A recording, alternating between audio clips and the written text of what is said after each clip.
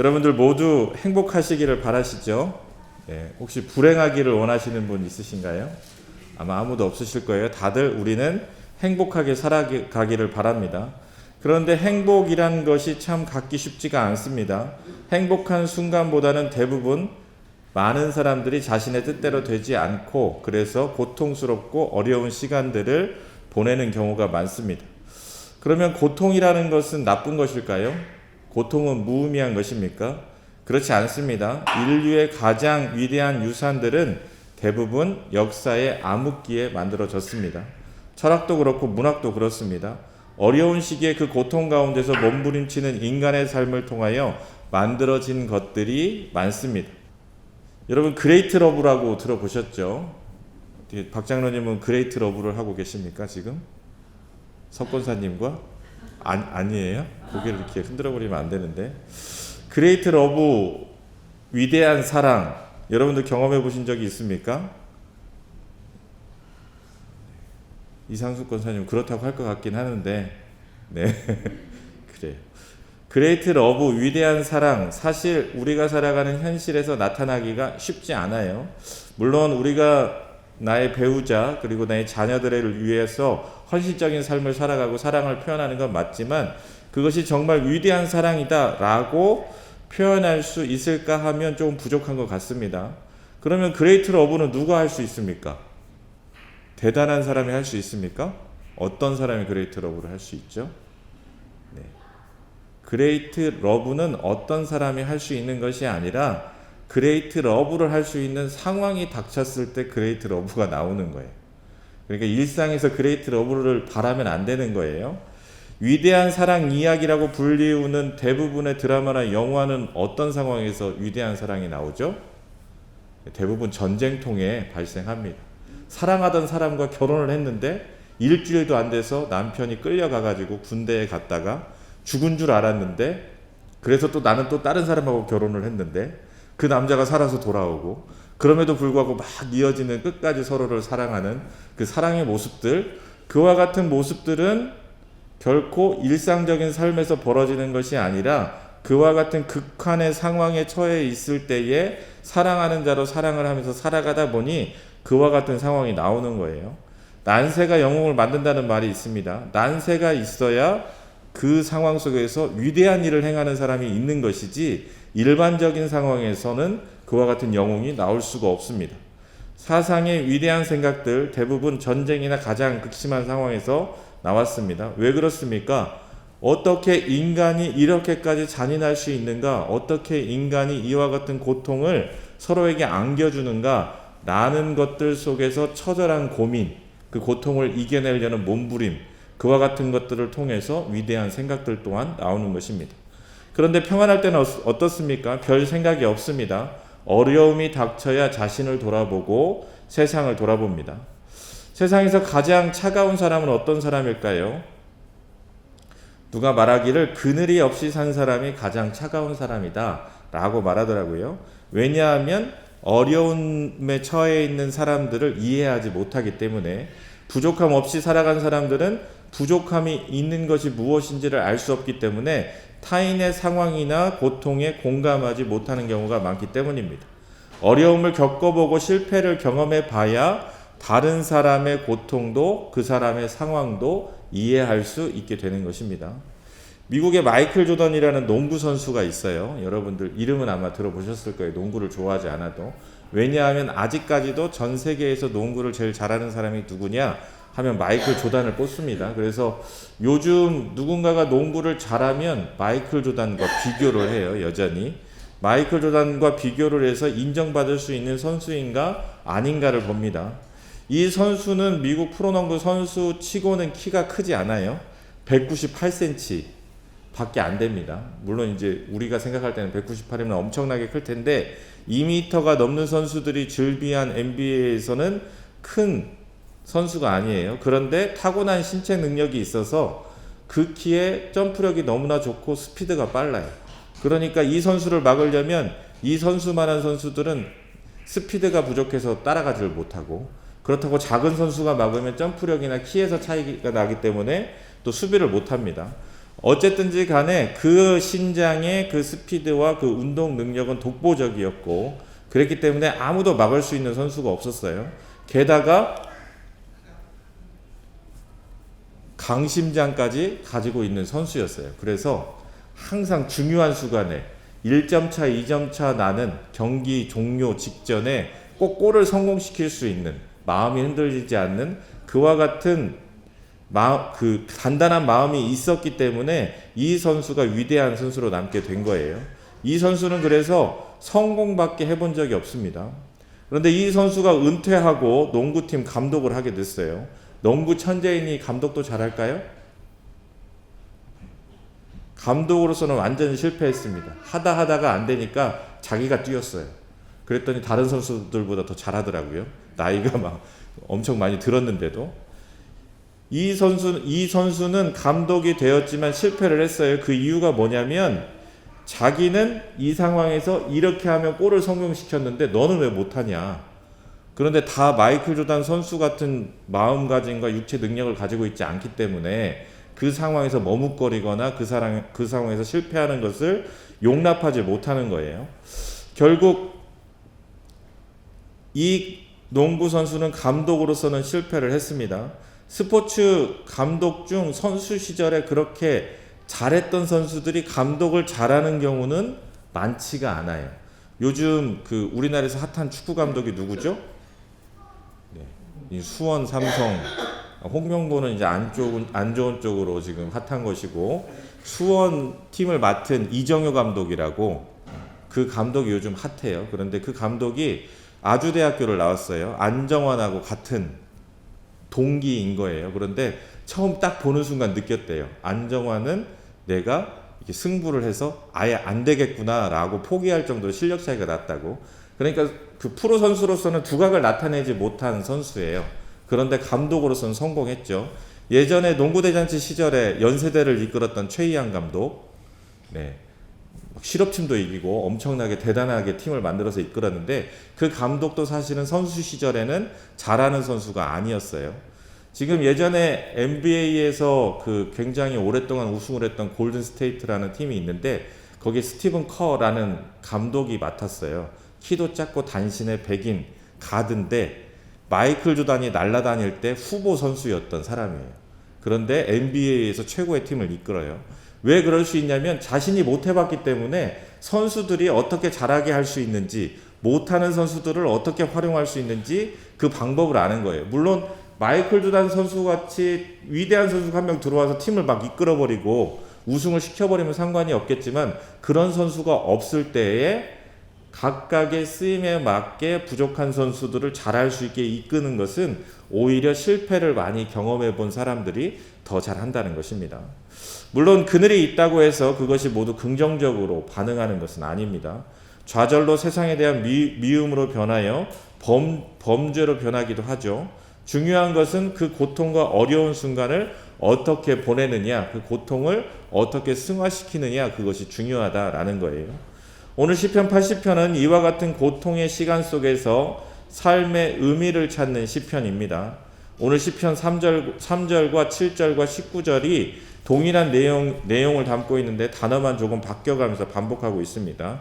3절 말씀입니다. 하나님이여 우리를 돌이키시고 주의 얼굴빛을 비추사 우리가 구원을 얻게 하소서. 만군의 하나님이여 우리를 회복하여 주시고 주의 얼굴의 광채를 비추사 우리가 구원을 얻게 하소서. 만군의 하나님 여호와여 우리를 돌이켜주시고 주의 얼굴의 광채를 우리에게 비추소서. 우리가 구원을 얻으리이다 라고 3절, 7절, 19절에 이렇게 이야기하고 있는데요. 시인은 지금 고통의 순간들을 해결해 주실 분이 하나님이라는 사실을 깨닫습니다. 고통 중이 아니었을 때 이스라엘은 하나님을 의지하지 않았습니다. 멸망을 겪는 고통을 통해서 하나님이 참된 구원자이심을 지금 고백하고 있는 것입니다.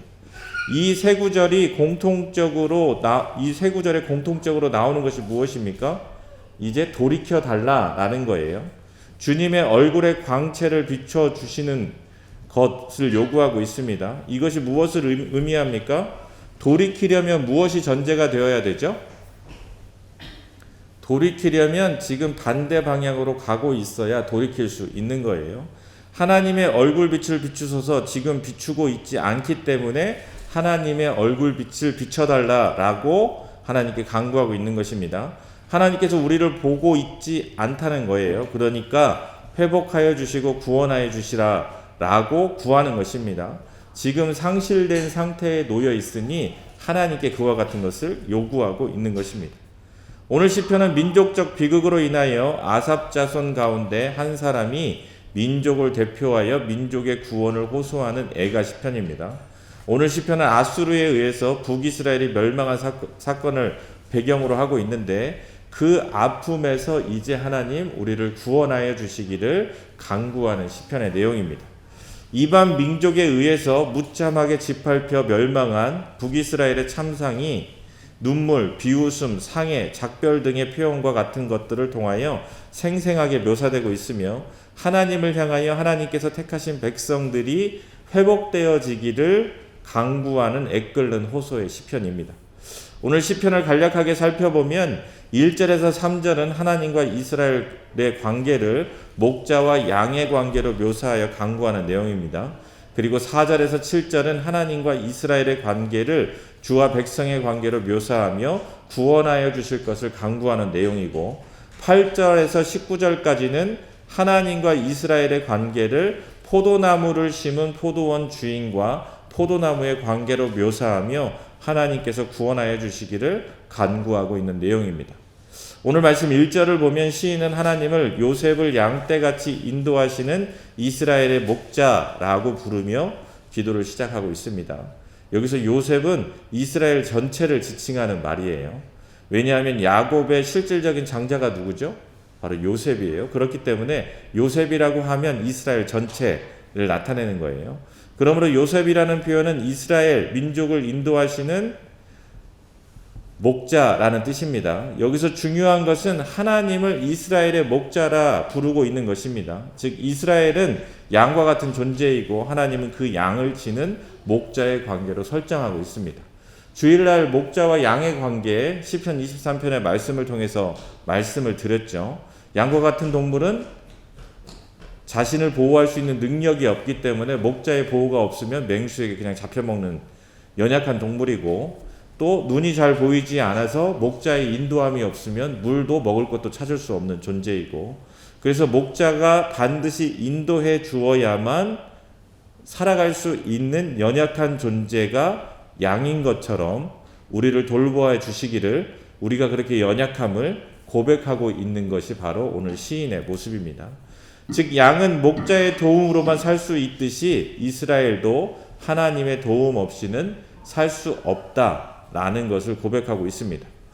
하나님께서 이스라엘의 목자라는 것은 이스라엘은 양과 같은 존재로서 하나님의 돌봄과 인도를 받을 때에만 정상적이고 안정적인 삶을 살아갈 수 있다, 평안한 삶을 살 수 있다라는 것을 의미하고 있습니다.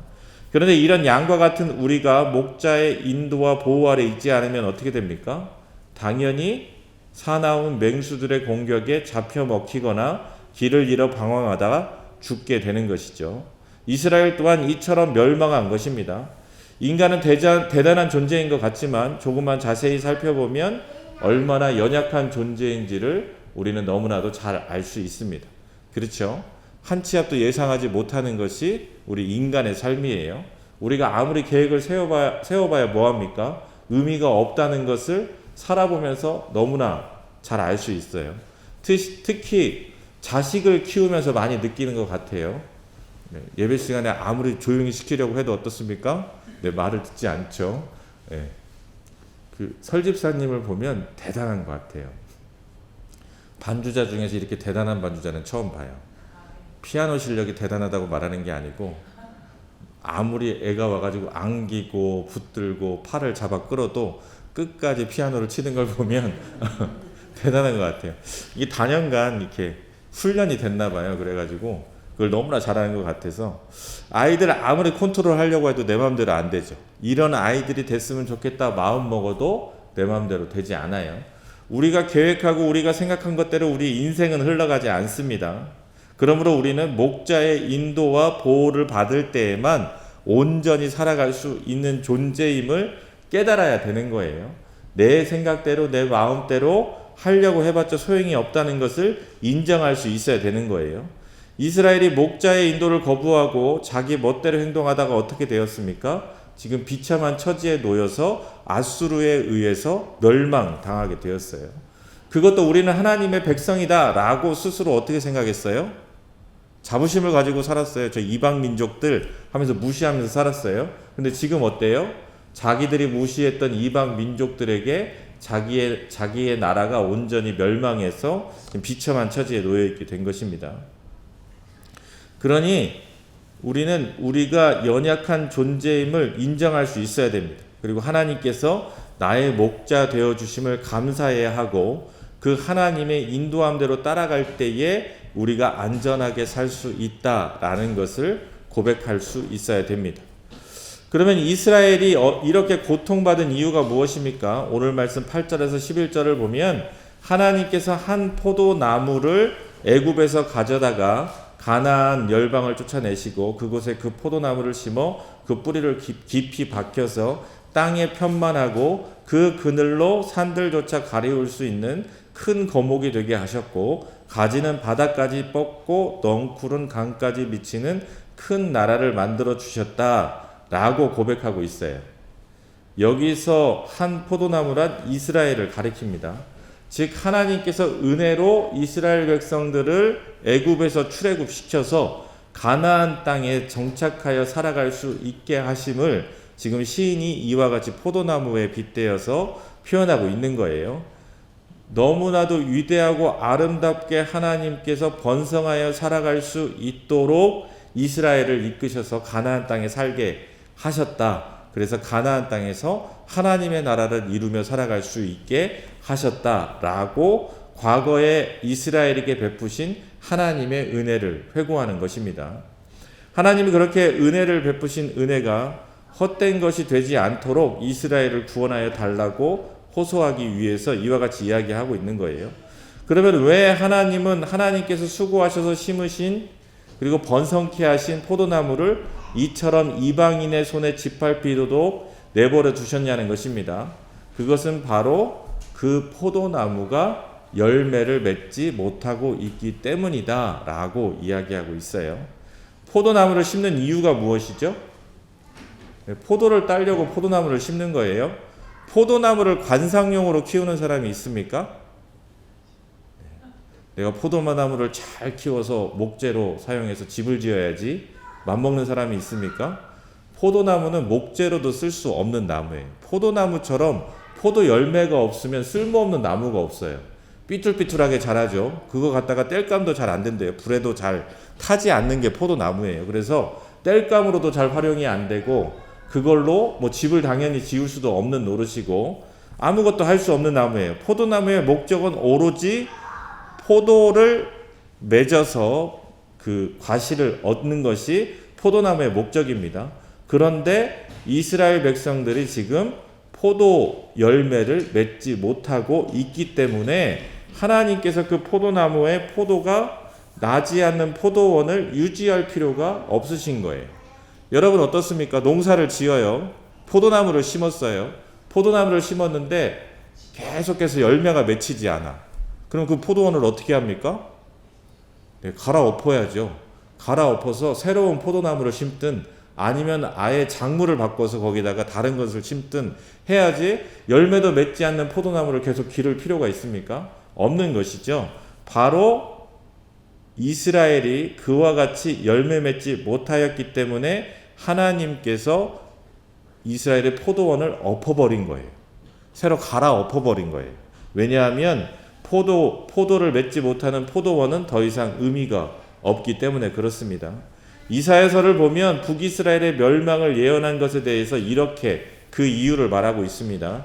이사야서 5장 4절에서 6절 말씀입니다.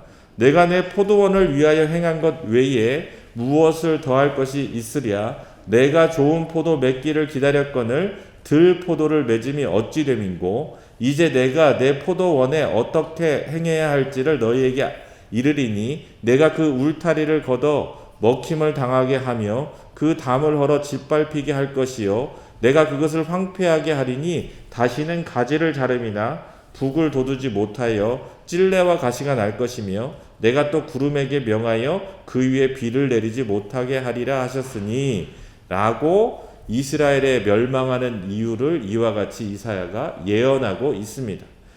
왜 멸망한다고요? 포도원에 포도를 따려고 포도원을 만들었더니 포도를 맺지 않고 들포도만 맺고 있어서 그 포도원을 없애버렸다라는 거예요. 들포도가 뭐예요? 그냥 길거리 산속에서 나는 포도 말하는 것이죠. 그 포도는 맛도 없고 그걸로 포도주도 만들 수 없고 쓸모가 없는 포도예요. 그것을 굳이 포도원을 가꾸어 가지고 나무를 심고 경작하면서 포도를 따려고 할 필요가 없는데 지금 그렇게 잘 포도원을 가꾸어 줬더니 결국 들포도밖에 맺지 못한다는 거예요. 그러니 그 포도원이 의미가 없어서 그 울타리를 다 부수고 논밭을 다 헐어버리고 그곳에 포도가 맺히지 않게 하시겠다라는 뜻입니다. 하나님께서는 이스라엘 백성들을 출애굽시켜 가나안 땅에 정착하여 살게 하면서 하나님의 뜻이 이루어지는 하나님의 나라를 세우기를 원하셨어요. 그래서 출애굽을 시킨 거예요. 태초에 하나님께서 천지를 창조하신 그 창조의 원리대로 다시 회복시키신 하나님의 나라의 모범을 보여주시기 위해서 이스라엘 백성을 선택해가지고 가나안 땅에 정착해서 창조의 원리대로 살아갈 수 있도록 그들을 인도하신 것입니다. 애굽에서 끌어내셔서 가나안 땅으로 데려가려고 했더니 하나님의 뜻대로 살아갈 준비가 안 돼 있어요. 왜 그렇죠? 과거에 애굽에서의 삶의 모습들이 나에게 젖어 있기 때문에 여전히 그 사고로 살아가고 있어요. 그래서 어떻게 합니까? 40년간을 훈련을 광야에서 시키시는 거예요. 하나님의 뜻대로 살아갈 수 있는 훈련을 광야에서 시킵니다. 욕망을 내려놓고 풍요만 쫓는 걸 내려놓고 내 욕심대로 살아가는 것들을 내려놓고 오직 하나님의 뜻 안에서 하나님께서 지으신 원리대로 살아갈 수 있도록 훈련을 시키시는 거예요. 만나와 메추라기로 훈련을 시키셨고 불기둥과 구름기둥으로 훈련을 시키셨죠. 만나와 메추라기로 훈련을 시키시는 게 진짜 중요한 훈련인데 그 의미에 대해서 제가 설명한 바가 있는데 혹시 기억이 나세요? 네. 저장할 수 없기 때문에 욕망을 내려놓는 훈련을 한다는 것이죠. 하루하루 주어진 은혜에 족하게 살아가는 거예요. 내 것을 채워서 내 것을 많이 쌓아서 그것으로 권력질하지 못하게 하는 거예요. 사실 그렇잖아요. 네. 내가 쌀을 왕창 챙겨놓으면 옛날에 어때요? 가뭄이 오면 쌀 가지고 있는 사람이 짱 되는 거잖아요. 시키는 대로 다 하는 거잖아요. 딱 내놔라. 배고파 죽기 싫으면 딱 내놔라. 그럼 쌀하고 바꾸는 거잖아요. 만나도 저장할 수 있으면 어떻게 됐을까요? 만나도 뭐 한번 걷어들이면 6개월 정도 내가 가지고 있을 수 있었다. 유통기한이. 그럼 무슨 일이 벌어졌을까요? 이스라엘 백성 사이에서 힘센 사람이 다 걷어다가 쟁여놓고 내 말 듣고 내 심부름하고 내가 원하는 거 갖다 주고 하면 조금씩 주고 그렇게 바꿨겠죠. 그게 우리가 살아가는 세상의 원리잖아요. 원시적인 표현이긴 하지만 실제로 지금 현재도 그와 같은 원리로 세상이 돌아가고 있는 거잖아요. 그런데 그와 같은 것들로부터 자유케 하기 위해서 하나님께서 40년간 광야에서 훈련을 시키는 거예요. 그 짓을 못하게 만드시는 거예요. 왜냐하면 그렇게 해가지고는 하나님의 뜻을 이룰 수 없기 때문에 그렇습니다. 그래서 그들을 데려다가 광야에서 훈련시켜서 결국에는 애굽에서 살았던 경험이 있었던 사람들은 광야에서 다 죽고 광야에서 태어난 사람들만 데리고 다시 가나안 땅에 들어가게 되죠. 그런데 어떻습니까? 그곳에 가서 이방 나라들 보고 그 주변국들 보면서 또 하나님의 뜻대로 살아가지 않고 자기의 욕망을 채우기 위해 살아가요. 제가 예전에도 한번 말씀드렸는데 가나안 땅의 가장 중요한 법칙이 뭐라고요? 법이 토지 제도예요. 땅을 나눠주고 땅을 팔지 못하게 하셨어요. 왜냐하면 땅도 그와 같이 권력이 되기 때문에 그래요. 땅을 가진 자, 땅을 잃게 되면 그 다음부터는 어떻게 돼요? 하나님의 형상을 잃고 종으로 살아갈 수밖에 없게 되는 것이고 땅을 많이 소유한 자가 더 많은 땅을 가질 수 있게 되는 것이고 그것이 힘이 되고 권력이 되기 때문에 땅을 절대 거래하지 못하게 거래를 하더라도 50년이 되면 되돌리게 만드셨어요. 그런데 주변 나라들의 모습들을 보면서 이스라엘 백성들이 하나님의 뜻대로 살아가지 않죠. 하나님 나라의 열매를 맺지 않아요. 하나님께서 원하시는 창조의 세계를 이루지 못합니다.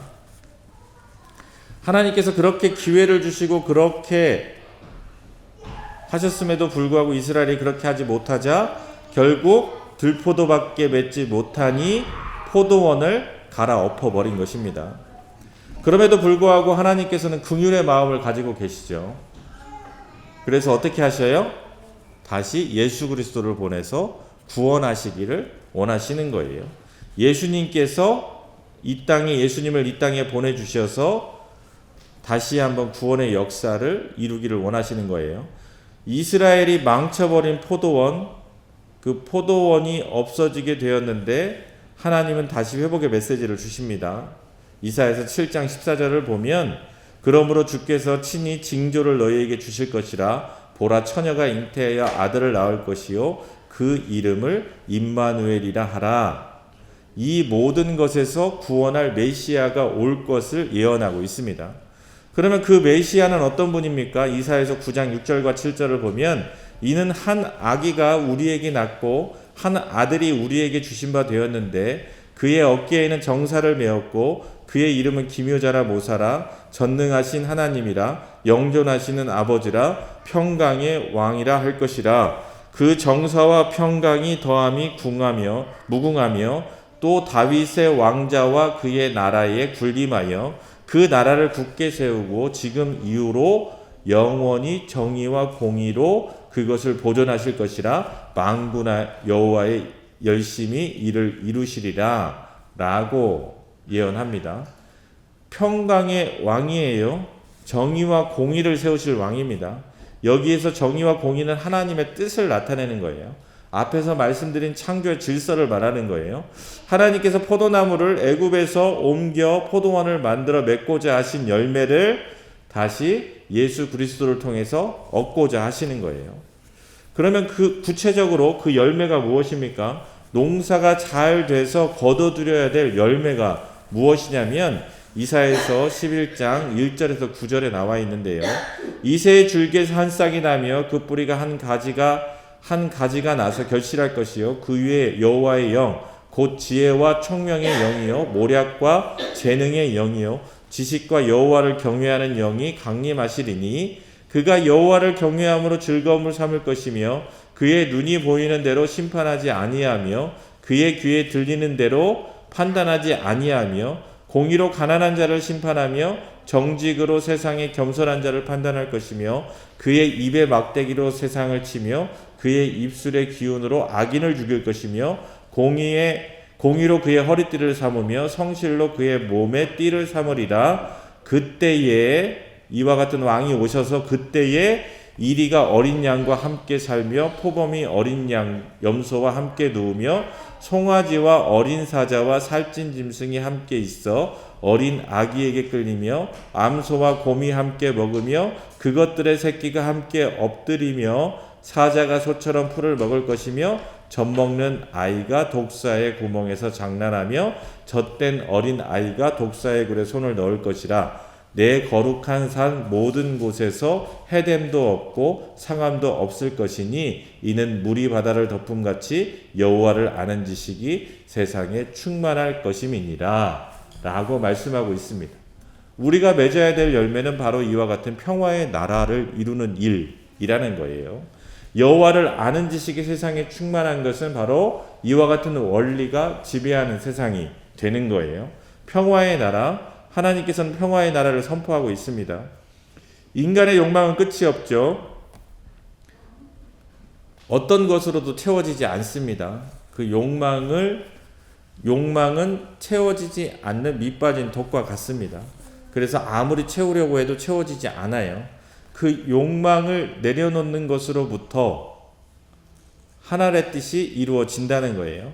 그런데 그 욕망이 이루어지려면 어떻게 해야 돼요? 그 욕망을 깨고 하나님의 뜻이 이루어지려면 어떻게 해야 돼요?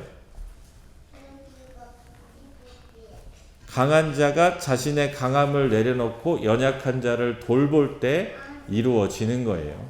지금 전쟁을 보면 어떻습니까? 너무나 안타깝죠. 미국이 쏜 토마호크 미사일이 이란에 있는 초등학교에 떨어져서 아이들이 한 180명 정도가 죽었어요. 그랬더니 트럼프가 이거는 우리가 이란에다 판 미사일을 이란이 잘못 쏴서 지네 학교에 떨어뜨렸다고 거짓말을 하자 토마호크를 만든 전문가가 나와서 이런 미사일은 이란에 판 적이 없다고, 이건 미국이 실수를 했다고 왠지 이렇게 CNN 같은 데 이렇게 나오더라고요. 그런데 재미있는 건 뭐예요? 이스라엘이 이란의 정유시설을 폭파하자 트럼프가 어떻게 하죠? 당장 화를 내요. 유가가 오를까봐. 유가가 오르면 자기의 입지가 좁아지기 때문에. 미국은 우리나라보다 석유값이 중요합니다. 미국은 차가 없으면 아예 생활이 안 되는 나라잖아요. 막 되게 띄엄띄엄 살고 있고, 그래서 차로 다 학교도 가야 되고 뭣도 해야 되고 일도 해야 되고 모든 걸 해야 되기 때문에 기름이 조금만 올라가도 민심이 확확 바뀌는 거예요. 그러니 자기 선거 때문에 이번 전쟁도 일으킨 거잖아요. 어쨌든지 간에 유가가 오르는 것에는 그렇게 발끈하는 사람이 초등학생 180명 죽은 거에는 아무런 감정이 없는 거예요. 그거는 중요하지 않은 거예요. 이란에 있는 사람들은 사람으로 안 보는 거예요. 트럼프라는 사람은. 자기의 욕망, 자기의 것만 중요한 거예요. 자기의 이익을 얻기 위해서 이스라엘과 지금 미국이 이란을 공격하고 있는데, 그와 같은 욕망을 내려놓지 않고서는 힘 있는 자에 의해서 얼마든지 하나님의 나라는 깨지게 된다는 거예요. 교회라는 공동체 또한 어떻게 하나님의 뜻을 이룰 수 있습니까? 이처럼 내가 가진 것을 내려놓고 내가 가진 것으로 다른 사람을 섬기려 할 때 하늘의 뜻이 이루어지는 거예요. 한번 생각해 보세요. 우리가 살아가는 세상의 원리대로 이렇게 헌금을 낸 그 액수를 딱 정해놓고 그 순번대로 누구는 1등석, 누구는 2등석 이렇게, 또 의자 크기도 이렇게 좀 헌금 많이 낸 사람은 이렇게 릴렉스 의자 같은 거 딱 놔주고, 헌금 조금 낸 사람들은 이렇게 막 간이 의자 놓고 앉으라고 그러고, 세상이 그렇게 구분하잖아요. 교회가 그렇게 되면 어떻게 합니까? 안 되는 것이죠. 그것과 상관이 없는 거예요. 헌금을 얼마나 냈느냐, 교회에 얼마나 많은 것을 기여했느냐에 따라서 대우가 달라지는 게 아니고, 그것으로 다른 사람을 섬기는 것이고, 각자 자기가 가진 것으로 다른 사람을 섬기는 것으로 교회가 이루어지는 거예요. 성찬식을 하죠. 성찬식을 하면 모든 사람이 함께 모여서 음식을 나눠 먹는 거예요. 지금은 약식으로 하지만 최초의 성찬식은 어떻게 진행됐냐면, 일부 예배가 끝나고 나면 2부 예배 때는 세례받은 사람들만 따로 모여서 포도주와 실제로 그러니까 빵을 나눠서 먹는 이 식사하는 시간이었어요. 최후의 만찬처럼. 근데 그 음식을 어떻게 준비하느냐? 교회에서 지금처럼 이렇게 이렇게 제과점에서 사와가지고 잘라가지고 이렇게 하고, 뭐 포도주스나 아니면 포도주를 담가서 사용하거나 그렇게 한 게 아니고, 각자 자기 집에 있는 먹을거리들을 싸가지고 와서 그것으로 성찬을 진행하는 거예요. 그러면 어떤 일이 벌어져요?